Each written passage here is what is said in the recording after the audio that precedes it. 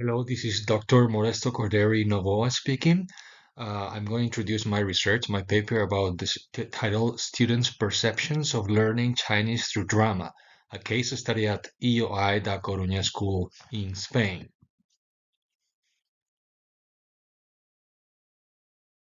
Greetings from A Coruña on the northwest coast of Galicia in Spain. I first studied Chinese in 2006 when I went to China to Beijing Language and Culture University, where I studied my bachelor in Chinese studies and then also did a master's there. Um, I want to introduce the concept of performative language teaching, PLT. The term was coined by Xu as an umbrella term for dramatic techniques in the language classroom.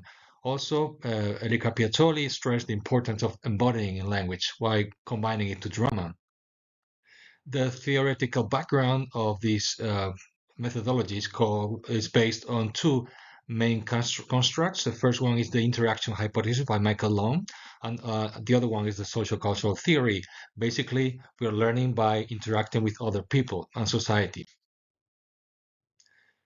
Performative language teaching could be like summarized doing like the teacher is like a movie director, the student is the main actor, the classroom is the stage, and the textbook is the script. Let's watch this video. On the left, there's no embodiment. Let's have a look.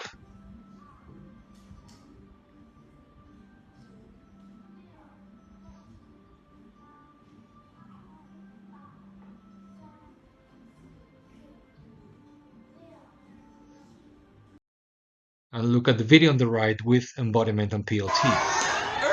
Oh, and then cat. Okay, but first you okay. Driving, driving. Beep beep, beep beep.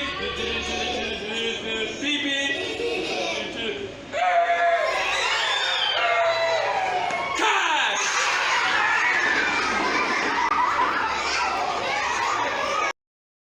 The key is participation, fun, creativity, and learning by doing.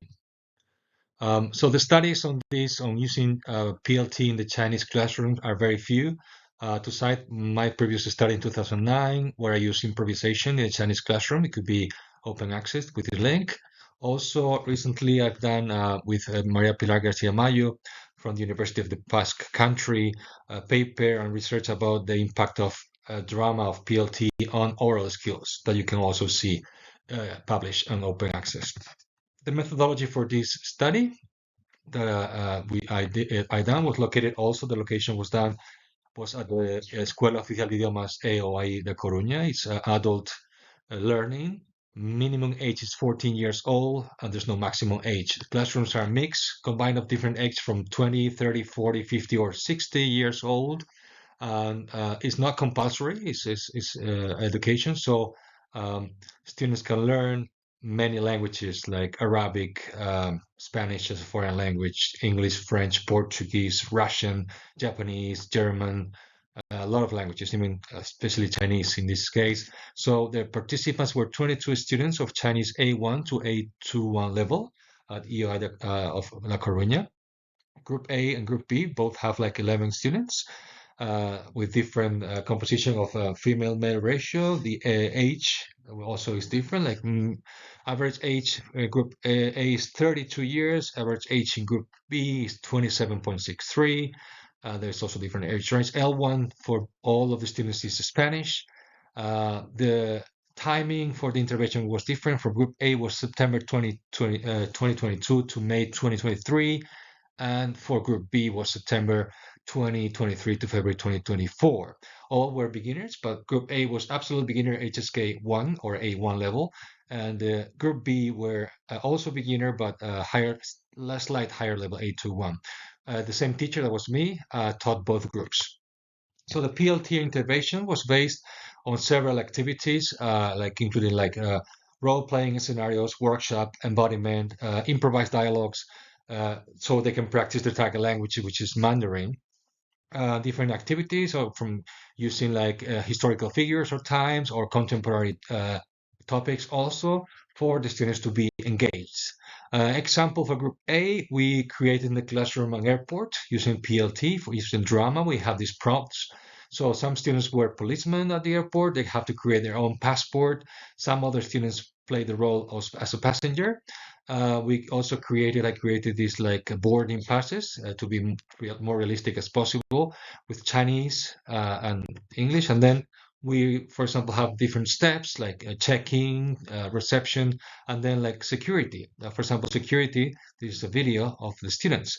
Some of the students, they said they didn't want to be, with their face publicly. So we just cover their faces with these drawings. So let's see first what happens when they're doing security control at the airport.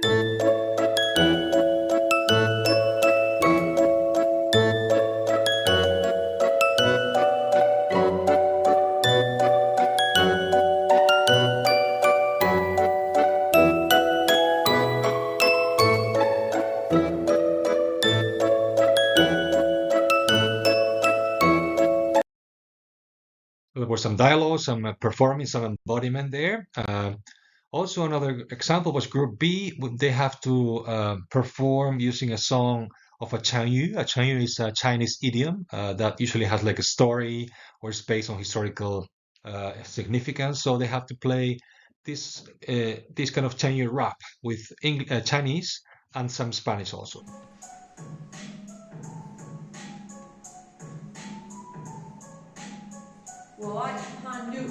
Este vino me sobrado y me da la gana regalado. En primer dibujar una serpiente, se llevará este presente.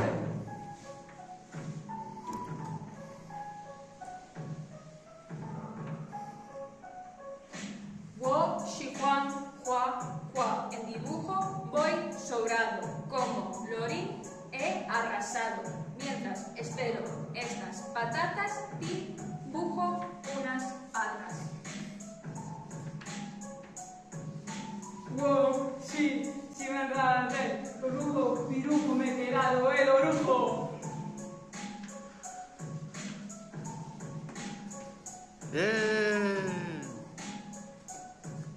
¡Aplausos!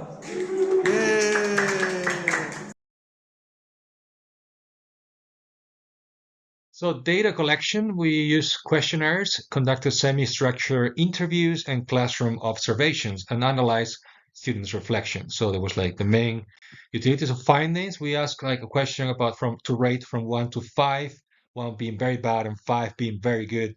The use of drama activities for them. So mainly to get like a big survey. And Group A had a 4.64 score out of 5, which is very high. And Group B was similar with 4.6, which means that both groups positively perceived the use of drama in the Chinese classroom. These were some of the findings of students' reflections and interviews that you can see here. Like, for example, drama activities make me more active in class and also more creative. The process of theatrical representation makes learning more enjoyable, etc., etc. Most of them were positive, but there were also some of them who were not so positive. Like sometimes I get nervous if I have to perform in front of my classmates. Sorry.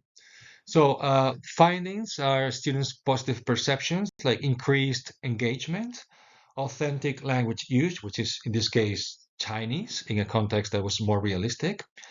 Cultural immersion because the role play helps students to expose them to real Chinese culture, customs, and social norms. There were some challenges and limitations that, for example, tonal accuracy while the students were performing. Sometimes they focus on the story or on interacting and they forget about, for example, getting the right tone. Sometimes they had like an anxiety by performance, and there was a small number of participants. So this is the main study limitation.